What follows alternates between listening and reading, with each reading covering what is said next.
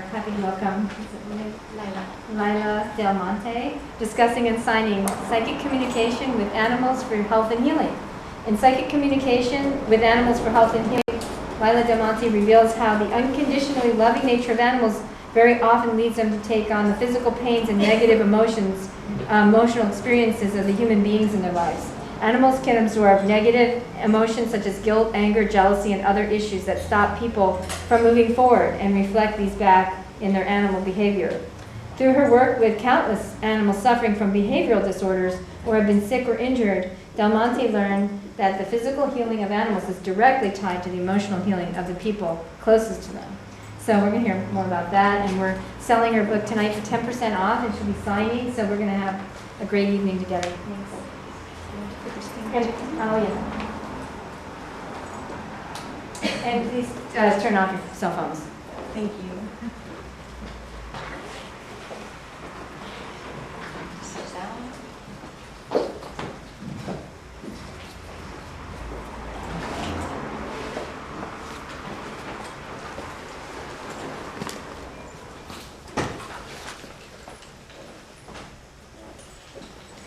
I'm used to speaking in French, so I'm going to try to speak slowly. I'm used to lecturing in French. So I'll try to take it slow, and then I'll explain a few things, and then you can ask questions after. Okay, so animal communication is possible because we project our spirit towards the animal, and in projecting our spirit towards the animal, we receive information. And that information comes in the form of thoughts, emotions, those emotions and sensations. The emotions and the sensations can be physically felt or emotionally felt. And that is what I would call the word telepathy. The word telepathy actually comes from France, which is from Mesmer, and it's usually assimilated with the idea of transferring thoughts towards someone else. But in the sense of animal communication, I'm going to use the word telepathy, which would not be completely telepathy, it would be telepathy mixed with empathy, and it would be about perceiving the animal, perceiving the language of the animal through the thoughts, emotions, and sensations. That's what the language is.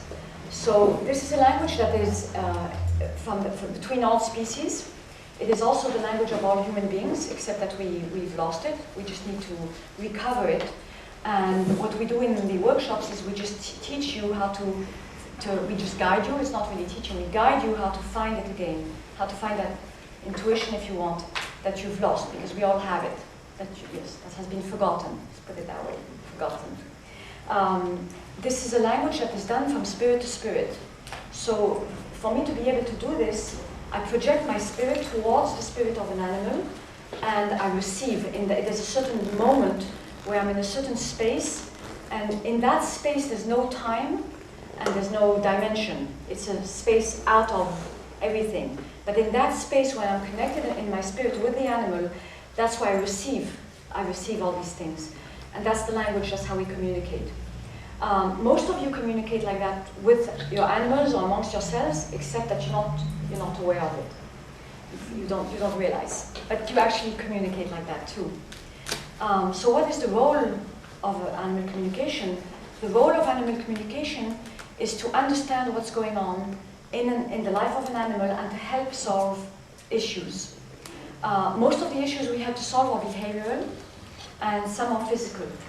So I'm going to separate the cases, and I'm going to give you example cases from my own experiences, and I'm going to separate them in branches. And there would be what I would call simple cases. Then there would be more complex cases because they're tied to emotional problems. There would be transmitting messages. And then there's what I call physical cases, which would be in the form of an illness that would be linked to maybe the problem of a person. And then death, pre-death, pre-euthanasia, and post-euthanasia. So I have to try to cover all this within a small frame of time, so I'm going to try to get that done. So what I call simple cases is when you just receive simple information which is in the form of sensations and images. So those things would be used principally for lost cases. So I'll give you an example. Once I was asked to look for a lost cat in France, it was in a small town in East France, Montbéliard, and they said, well, we think that the cat went up the roof, and is somewhere up the roof. So I'm given a picture, and I always ask for a picture with the name and the age and the address. When I have the name and the age and the address, to me it's like a code. And with that code, I can access in my spirit the animal. So I accessed I tuned in, if you want to use the English word, I tuned in to the spirit of this cat. And the immediate image was that it was on the ground. It was not at all on the roofs. The cat was on the ground, and the cat was wet, and it was cold. And he was sitting in front of échappatoire, where the hot air comes out in the streets when you live in the city, whatever they call it. Vent. Yes, a vent, because there was hot air, and it was like a small alley, and it was a bit wet, and it was grey, and so it was images. All this was in form of images and sensations, and there was like a house with bricks, red bricks, very strong image of red bricks. So we collect the images without judgment, just collect the images, collect the sensations. The sensations are usually about what's going on for the animal under his feet, around him, how he feels. So I passed on the information to the people, and the husband was on the phone also, and he said, I know exactly where that is. So I said, well, go right away, because that's where the cat is there right now. So they ran, and I said, I'll take a can of tuna with you. So they ran to that place, and the cat was sitting in front of the vent, and they had the can of tuna, so he came and they got the cat back. So the reason why I call it simple cases is because it's just pure perception, nothing else.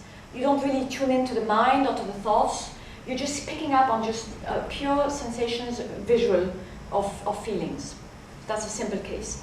Also included in what I would call a simple case would be just connecting to an animal where there is not a big issue, nothing going on behaviorally. The cat is not peeing all over the place, the dog is not aggressive, there's nothing dangerous involved. It's just someone who wants to know how they're feeling and how they're doing. So that I would also call a simple case. So same thing, in the spirit, I connect to the animal and I perceive, and I'm able to translate that back to the person. Now, within those simple cases, I can also transmit information back. So, I'll talk about that in a second. So another example of a simple case, for example, it was a horse we did in Switzerland that was called Spirit. And the woman told me the horse always gets out of the gates and escapes. And we don't know, and she just tears everything apart and she escapes, and then all the other horses go behind her. And it's very difficult to get her back. And we don't know why she's doing that, but it's getting really problematic because then they're all on the road and it's dangerous. So I do the communication and I connect with the spirit of spirit. And I just listen to the sensations. I'm in that space where there's no time and it's a different space. Where you almost don't exist. You lose your identity a little bit. You're just there with the animal. And at that moment, the perception is that she has panic, she has fear. And this feeling of panic just builds up very strongly inside of her. And it's so powerful, the feeling of panic and loss mixed with the feeling of loss, that she has to get out and break out and go out and look for something. And the image that comes with it is that there's another horse that I see smaller, seemingly younger, which is bear, which is I don't know the word for bear in English.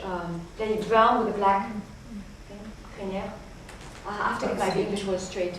Buckskin. Buckskin. No. Yeah. So that's the other image that comes along with it.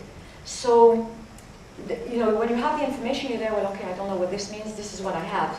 So I speak to the woman and I tell her. I say, this is what I'm feeling, and she responds by saying, now I understand what's going on, because this mare had a poulain, baby horse, foal. Yes, I know the word actually. This mare had a foal who died, was stillborn, and when the foal was stillborn, they took it away immediately from her, and so she doesn't know what happened to the stillborn. She doesn't realize in her mind, she doesn't understand that it's dead, that it was stillborn, because they took it away immediately. So she's looking for it. And what happens, she's there, she's in the field, and she's okay. But then all of a sudden, she gets this moments of panic that she has to find the fowl. And the panic and the emotion comes up so strong that she just breaks through, and she gets out, and she's on the road. So, and the woman told me the stillborn was that color, that skin. So basically, then at that point, what we do in the communication is that we're going to transmit the information to the horse. So once we have resolved the depth, the root of the problem, then we speak to the mare, and we say, this is what's going on. We explain, and we explain by images, thoughts, and sensations. And so we explain that the fowl is stillborn, and it's gone, and yeah, it's explained in a nice spiritual way. It's explained, and after that, that was finished. She never went out again. She stopped escaping. So that's a simple case, what I call something easy to understand, easy to transmit. It's not big. Yes, can we take the questions after? Sure. Will you remember? Yes. Yes. Okay. So I can get through the examples, and then Sure. we'll take the questions. Okay. Now about transmitting. Communication can also be used to transmit a message. So it's really important in that sense, in the sense that we've been able to save a lot of horses specifically from euthanasia, and a lot of animals from major problems too. Also in euthanasia with aggressive dogs, by being able to transmit a message. So a simple case also would be, also in Switzerland, a horse that had lost his one eye. And in that one eye, he had an infection, and the infection was very bad, and they said that they had to take out the eye and clean out behind, because if not, the infection was going to go to the brain, and he was going to die. But the problem they had with this horse is that he would not take the anesthesia. So they were able to get him to the clinic, that when he would arrive at the clinic, he would refuse to go further up, and they weren't able to give the anesthesia. So, they asked me to do communication. So I went and I checked, I tuned into the horse. So I don't want to use the word speak, because I don't like the word speak, because we, as human beings, for us speaking is something different. So I prefer using the word connecting from spirit to spirit. I'll avoid the word speaking. So I connected with this horse, and the information that was given to me in return was, I was shown an image of a little girl, around the age, maybe 13, 14, 15, something around that age. And there was anxiety connected to that little girl. And that anxiety was that if something was going to happen to him in the clinic, which made sense because he had been to clinics previously when he had lost his eye. So that was not natural fear. But his fear was, by going into that clinic, something was going to happen to him, and by that something happening to him, he was not going to be there around for that little girl. So again, this information is transmitted in the form of emotions, sensations, feelings, sometimes that are very, very intangible. And it's up to the communicator, as Dexter knows, it's up to the communicator to translate that intangible information into words that would work in a language, so French, English, Spanish, whichever. So I spoke to the woman, and it happened that she had a daughter. And the daughter had a lot of problems, which we won't go into now because it's not important for this situation. But she had a lot of problems, and what was important in the life of this girl was this horse, because the horse brought her balance because of the problems that she had, because of long story with divorce and abuse and things. So the horse was the one that brought her a connection in her heart, and a feeling of love, and that brought balance in the life of this little girl. So somewhere, this horse, it was important for that horse to be in the life of this girl. So there was the fear of the operation. Now this is pretty unusual, because usually I would say, personally, that horses are more like wild animals, as opposed to a dog or a cat. And I would not talk of the word love connected to a horse. It would be a different type of connection. And the connection would be more amongst themselves than towards a person, and especially like a little girl. It's a different, it wouldn't be the same as a dog or a cat. It would be a different relationship. But in this case, the horse was fearful of going. So the next day, I spoke with the woman, and then I transmitted the information to the horse that everything was going to be fine, that the operation would go fine, and that it was necessary because if not, he would pass because of the infection. And so the next day they went to the clinic, and he walked in, there was no problem, and they gave the anesthesia, and they had a very successful operation, and that was the end of that. So those are classic cases that you can use also. For example, we get called often for horses. I work a lot with the French jumping team, and with professional riders. Yes, professional riders in France. And sometimes they have problems about the horse going in a van. So they're like using sometimes violent methods to get the horse to go in a van, and sometimes just communication is so much more simple because you find out why the horse doesn't want to go in the van. And there's usually a very good reason, and it's usually related to fear. So either it's because there was an accident, or there was previously experienced, or there was a separation that happened with another animal, or there was a new surrounding that after the van, the horse ended up in a new surrounding that was a loss of security, a loss of safety. There's usually a very good reason why they would not go in the van, not just pure claustrophobia. So when we have the reason, then we can explain and we can show, and then usually it's successful. In most cases, I'm not going to say 100%, but in most cases, we can successfully transmit an information that will change the behavior, which is much better than violent behavior that they would be using to get the horse in the van.